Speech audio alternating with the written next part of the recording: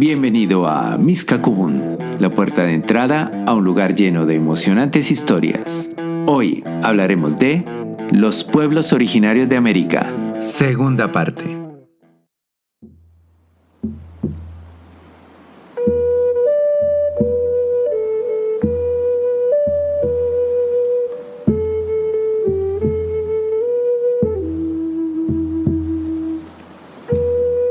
América ha sido poblada con memorias que se han fundido con su tierra, con sus aguas. Desde Alaska hasta la Patagonia, los pueblos originarios han tejido una historia de resistencia, sabiduría e identidad que palpita hoy en nuestros corazones y que se refleja en nuestros rostros mestizos. Pero, ¿cómo llegamos aquí? ¿Somos merecedores de su legado? Y sobre todo, ¿cómo seguimos moldeando nuestro futuro? ¿El futuro de la Gran América? Hoy continuaremos recorriendo el continente americano, haciendo una pausa en la majestuosidad de su región norte, un territorio de historias entrelazadas, legados ancestrales, identidades y voces que merecen ser escuchadas. Los pueblos originarios, esos que se reflejan en los ojos de las personas que saben que la identidad no consiste en habitar un lugar, sino en llevar en su corazón sus orígenes y afrontar con pasión la más emocionante de las historias que se puedan contar, la historia de nuestras vidas.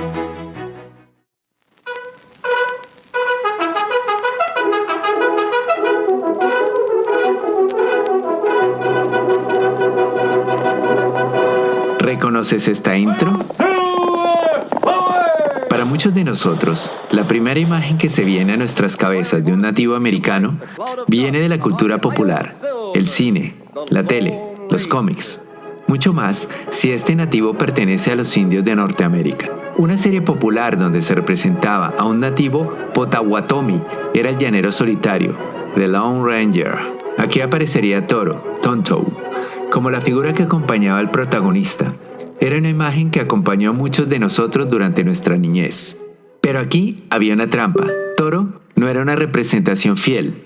Era un personaje plano, construido solo para resaltar al protagonista blanco. En esas narrativas, el indígena no tenía liderazgo ni voz propia. Era un asistente, una sombra. Y claro, de niños no lo notábamos. Jugábamos a vaqueros e indios. Nos identificábamos con los héroes. Pero nunca nos preguntamos si esos personajes estaban dibujando una caricatura que después aceptaríamos como verdad. La Real Academia Española define estereotipo como una imagen o idea aceptada comúnmente por un grupo con carácter inmutable. Y ahí está el peligro, cuando asumimos que una cultura entera puede resumirse en lo que vemos en un par de minutos a través de una pantalla. Sembramos prejuicios, y los prejuicios, tarde o temprano, florecen en discriminación. Mucho de lo que creemos saber sobre los pueblos originarios de Norteamérica nace de esas simplificaciones. Y no solo pasó con ellos. Hollywood creó estereotipos de italianos, mexicanos, asiáticos. Pero aquí hay algo clave.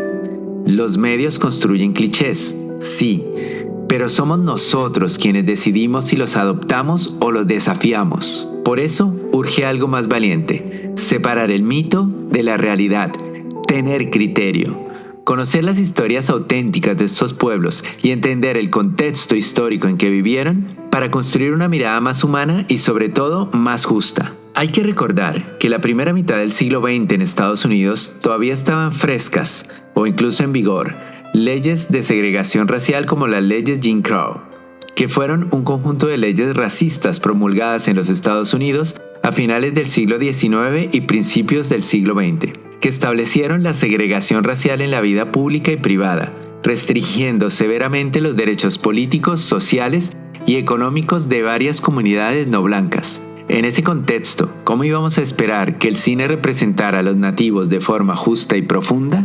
Pero ojo, eso no significa que todo fuera negativo. Poco a poco, algunas producciones empezaron a mostrar representaciones más dignas, más cercanas a la realidad. Ha sido un cambio lento pero real. Hoy, cada vez más, el cine y la televisión dan voz a los pueblos indígenas sin convertirlos en decoración exótica. Así que es momento de dejar a un lado los estereotipos y conocer a los pueblos originarios de Norteamérica por su verdadero nombre, su historia, su sabiduría y su presente, porque solo así podemos construir una visión más unificadora, más tolerante y entender que este continente no es el resultado de una sola historia, sino de miles que merecen ser contadas al mismo tiempo.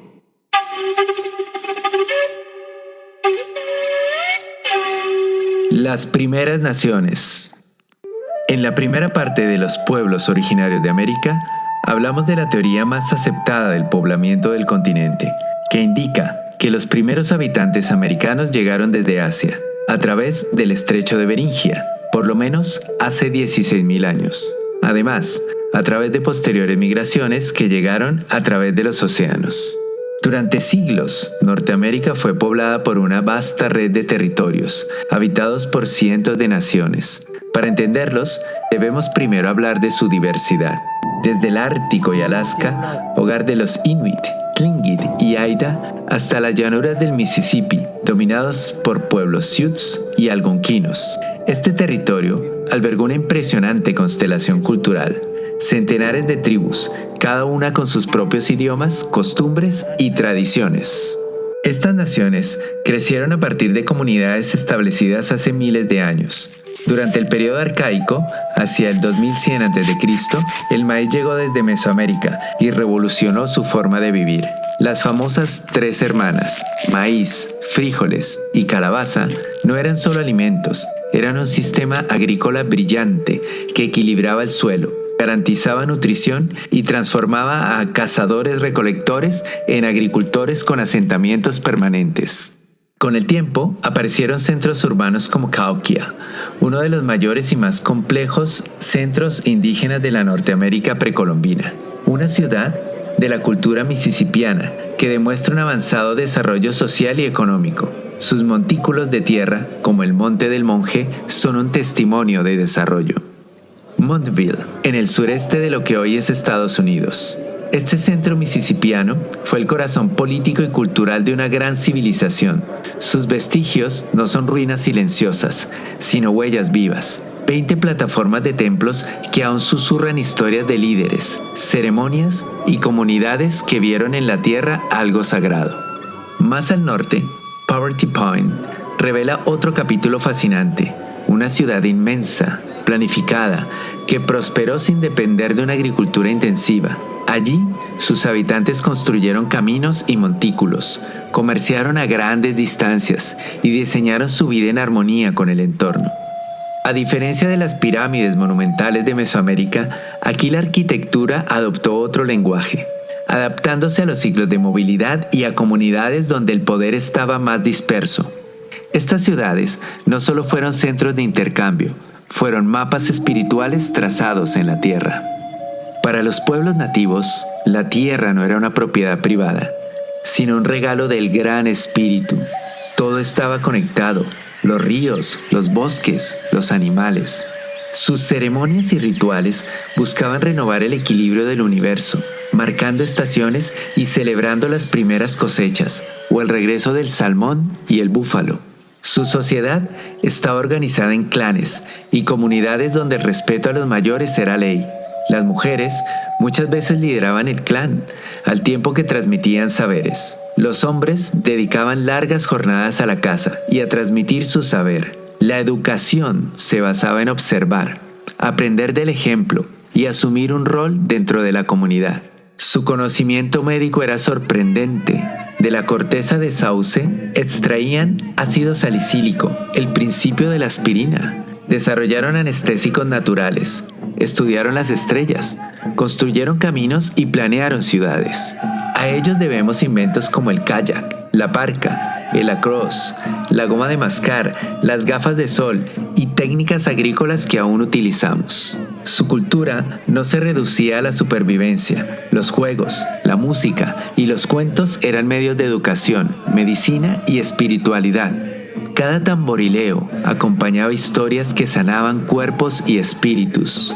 La danza, no solo entretenía, sino que recordaba el ciclo de la vida. Estos pueblos fueron innovadores, científicos, filósofos y artistas, aunque la historia escrita por los colonizadores muchas veces los describió como salvajes.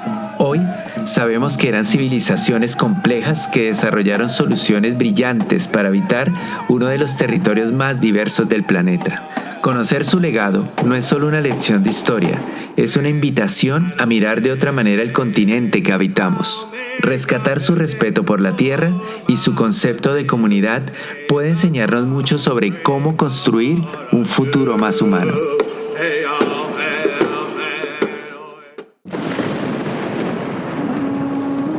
La llegada de los pueblos europeos. Mucho antes de que los europeos empezaran a emigrar de manera masiva a América, esta tierra ya tenía nombre, memoria y voz. Cuando Leif Erikson puso pie en Terranova, alrededor del año 1000 después de Cristo, el continente no era una tierra vacía ni salvaje, era el hogar de civilizaciones que habían tejido su historia por milenios. Cada nación tenía su territorio, su idioma, su cosmovisión. 5 siglos después, Cristóbal Colón llegó a la isla de Guananí, en las actuales Bahamas, y poco después, el español Juan Ponce de León desembarcó en Florida en 1513, bautizándola La Florida en honor a la Pascua, convirtiéndose en el primer hombre blanco en pisar los actuales Estados Unidos de América. Aquellos pasos marcaron el inicio de un cambio irreversible, el encuentro y choque entre dos mundos. Pero a diferencia de las conquistas españolas en Centro y Sudamérica, en Norteamérica la colonización fue un proceso más complejo aún, lleno de intereses cruzados. Franceses, ingleses y holandeses buscaban tierras, riquezas, libertad religiosa o simplemente un nuevo comienzo. Sus asentamientos se extendían y con ellos las tensiones crecían. Los primeros contactos fueron una mezcla de curiosidad, comercio y esperanza. Tribus como los Wampanoag ayudaron a los colonos de Plymouth, pero pronto llegaron las sombras. La viruela y el sarampión, invisibles y letales, precedían a los europeos, diezmando comunidades enteras. El siglo XIX profundizó esa herida. Políticas como la remoción forzada llevaron a naciones enteras a abandonar sus tierras ancestrales. El Sendero de las Lágrimas, que fue una serie de desplazamientos forzados de pueblos indígenas en Norteamérica, se convirtió en símbolo de dolor. Mientras el destino manifiesto justificaba la expansión a cualquier costo, no fueron solo los pueblos nativos quienes sufrieron. Miles de africanos fueron traídos como esclavos para trabajar esas tierras, creando una desigualdad que aún resuena. Este capítulo oscuro no es solo historia antigua, es el origen de muchos prejuicios y estructuras que aún persisten. Recordarlo es una obligación moral, no para quedarnos en el pasado, sino para construir un futuro de respeto y justicia. Hoy, las comunidades nativas siguen aquí, conservan sus lenguas, sus danzas, sus ceremonias y siguen luchando por sus derechos, su cultura y su tierra. El legado de un gran pueblo. América del Norte es un territorio moldeado por pueblos que, desde tiempos inmemoriales, aprendieron a resistir y a transformarse. Si hay una palabra que define a las primeras naciones de Norteamérica, esa palabra es orgullo.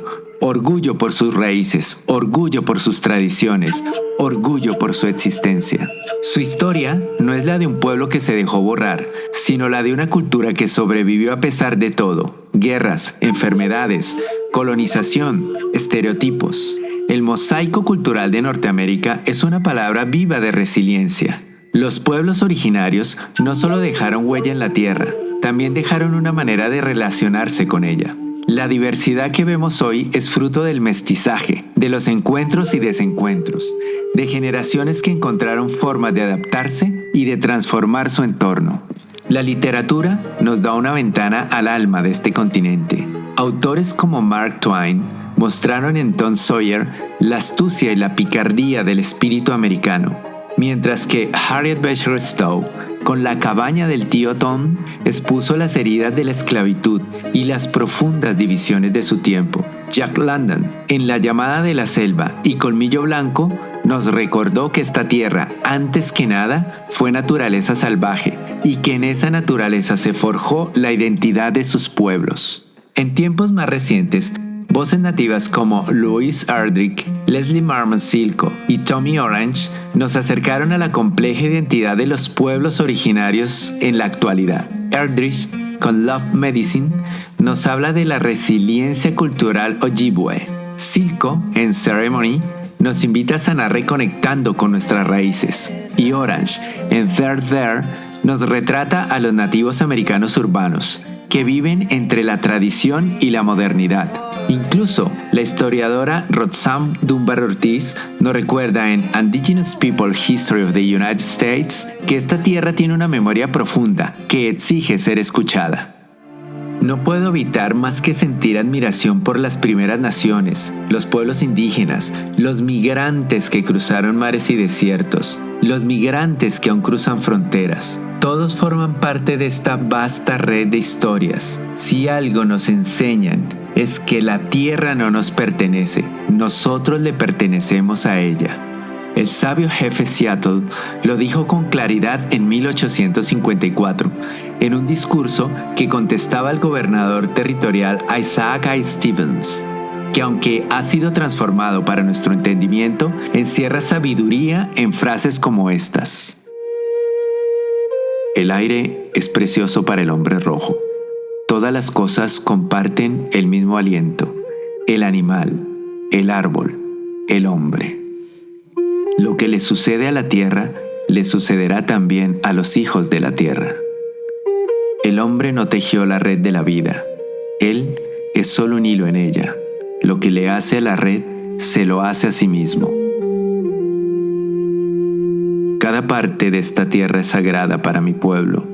Cada brillante mata de pino. Cada grano de arena en las playas. Cada gota de rocío en los bosques. Cada altozano. Y hasta el sonido de cada insecto es sagrado a la memoria y al pasado de mi pueblo. Hoy queremos que esas palabras resuenen en cada rincón del continente. Miskakubun, gente que habla, gente que tiene algo que contar.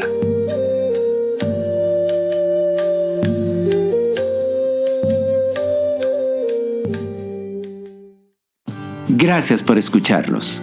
Espero que a través de nuestro relato encuentres la manera de crear un mejor presente para todos. En nuestro canal encontrarás las referencias bibliográficas, así como la mención y agradecimiento a los autores de los contenidos audiovisuales utilizados para la creación de este contenido. Ahora sal y vive de manera que vibres con tus recuerdos y tu historia merezca ser contada. Miskakubun, gente que habla, gente que tiene algo que contar.